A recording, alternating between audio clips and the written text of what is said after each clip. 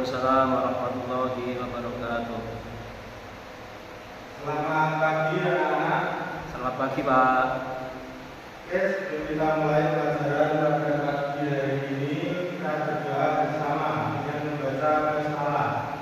Bismillahirrahmanirrahim. Terus selanjutnya, Bapak absen dulu ya, sekian-sekian. Ini masuk semua ya? Masuk semua Pak. Ya, terima kasih. Untuk pelajaran kita hari ini,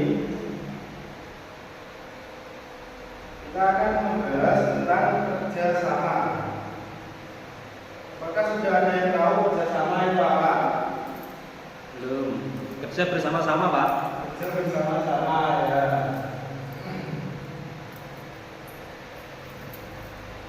Sebelumnya, Bapak akan menampilkan video tentang apa itu kerjasama.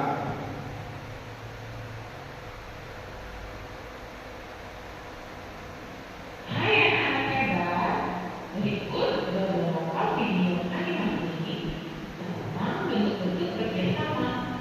Selamat menyaksikan.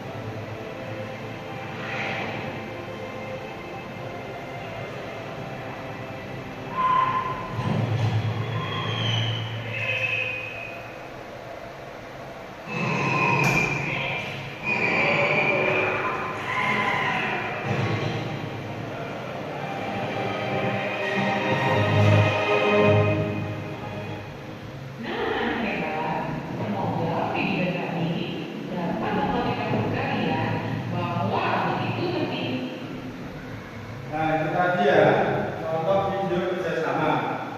Anak-anak sudah ada yang pernah melakukan kerjasama? Belum. Kalau anak-anak sudah pernah melakukan piket kelas, membersihkan halaman, itu sudah termasuk dari kerjasama. Kerjasama juga bisa dilakukan di sekolah. Anak-anak sudah pernah melihat pertandingan sepak bola. Pertandingan sepak bola itu juga melakukan kerjasama tim.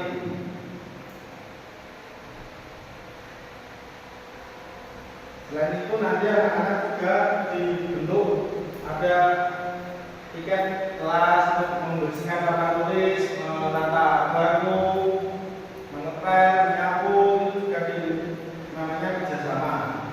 Kerjasama dilakukan itu untuk mempermudah pekerjaan supaya cepat selesai, supaya dengan kita melakukannya secara bersama-sama. Kerjasama itu sendiri juga ada syarat dan ketentuannya. Syarat dari kerjasama itu sendiri agar bisa tercapai itu harus dilakukan dengan sukarela. Apa itu sukarela? Sukarela yaitu mau melakukan kerjasama tanpa dipaksa, dinamakan sukarela. Kerjasama yang baik harus berdasarkan sukarela. Kerjasama dengan perasaan maka tidak baik. Orang yang dipaksa kerjanya malas-malasan. Yang kedua yaitu saling menguntungkan. Kerjasama akan berhasil baik jika saling menguntungkan. semuanya merasa untung, tidak ada yang merasa dirugikan. Semua orang mendapatkan bagian tugasnya. Pekerjaan dibagi dengan rata. Bagaimana jika pekerjaan tidak dibagi rata? Tentunya ada yang akan merasa keberatan, ada yang tidak suka, atau ada yang intinya itu jika tidak sama rata nanti melakukannya itu kurang ikhlas gitu.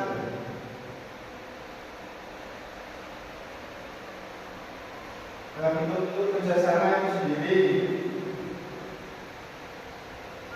untuk kerjasama di rumah nanti bisa melakukan membantu ibu mencuci piring, perhatikan tempat tidur, itu mulai dari awal bangun tidur itu sudah termasuk kerjasama meringankan tugas di rumah. Contoh untuk kerjasama di sekolah juga bikin kelas, melakukan bikin kelas dengan senang hati, dengan penuh tanggung jawab, itu salah satu bentuk kerjasama di sekolah. Kalau di rumah itu bisa membantu tetangga bisa saling menolong. Jika kita berbuat baik pada hari ini, suatu saat kita akan ditolong. Banyak perbuatan baik untuk membantu tetangga. Saat tetangga punya keperluan, kamu dapat membantu. Nanti sebaliknya jika kamu ada masalah atau ada keperluan, tetangga langsung sigap untuk membantu. Jika kamu tidak mau bekerja sama, tetangga juga enggan untuk membantu. Yang kedua itu ada gotong royong. Ini saya contohkan pada suatu hari hujan lebat.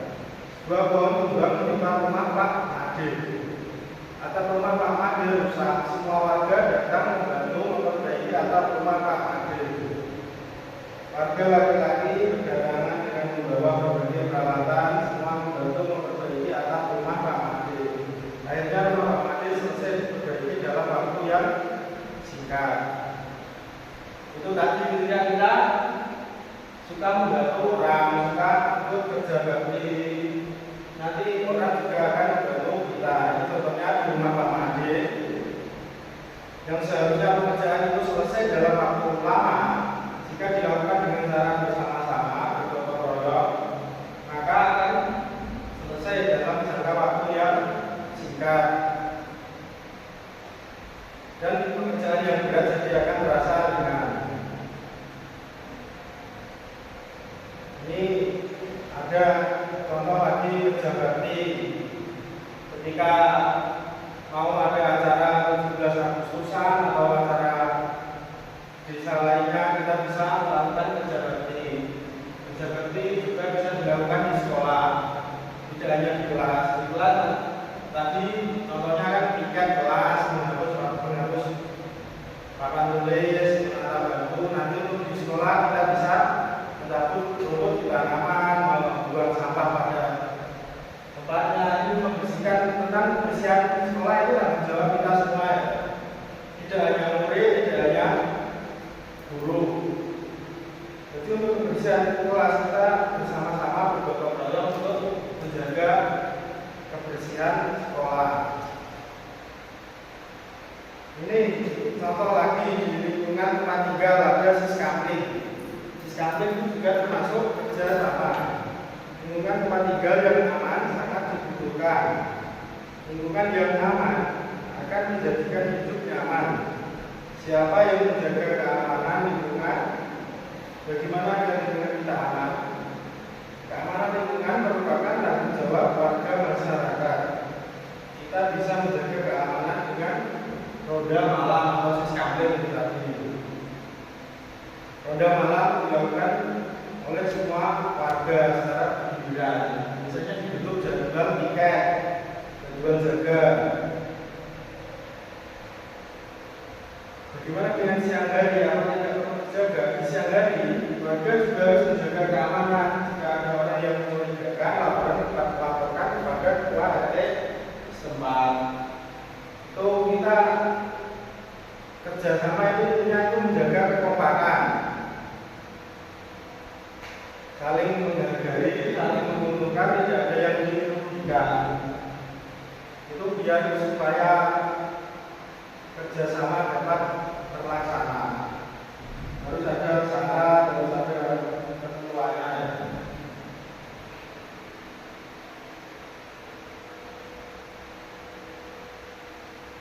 Gimana anak-anak, ada yang kurang paham dari penjelasan kali ini?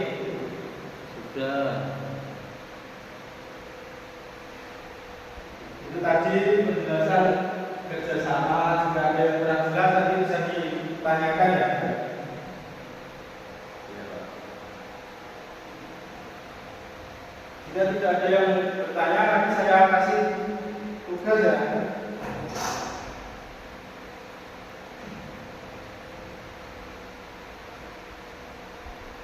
Ini tugasnya untuk hari ini.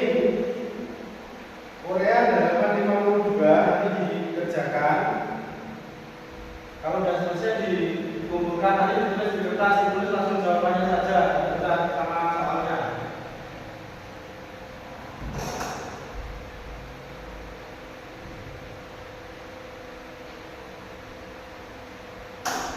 Gimana, sudah selesai?